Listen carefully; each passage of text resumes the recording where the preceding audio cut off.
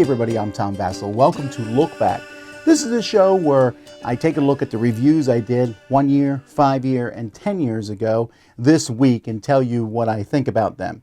This week is going to be a little bit shorter because 10 years ago, nothing was happening this particular week from my reviewing.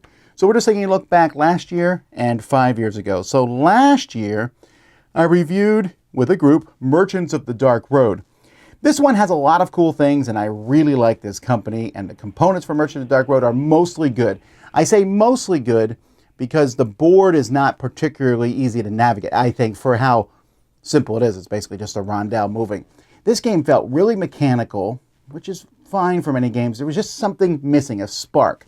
I got a lot of it, the actions, you're filling your cart, you're selling stuff, but it just didn't come together in a way that was exciting for me. It was okay. I gave it a 6.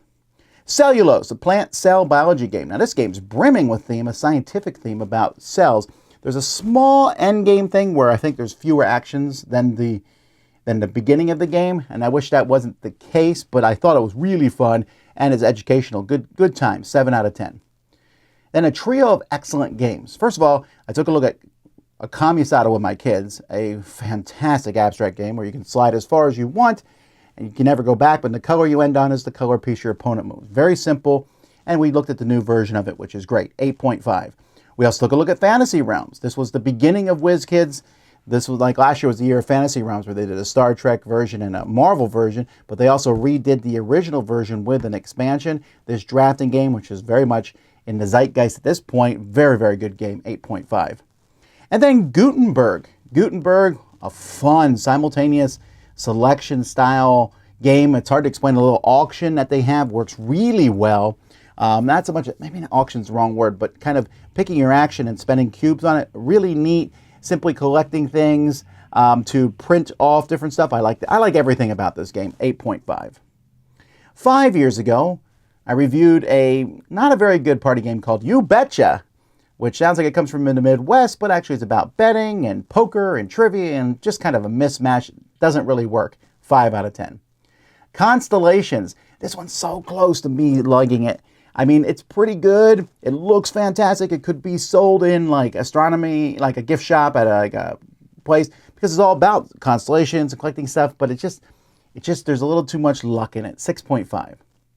Gaia Project, 7. I'm giving this one, I say that straight out because some people are going to be like, well, if it's not a 10, it's not. People love Gaia Project. I did not really like Terra Mystica, the game that Gaia Project came from.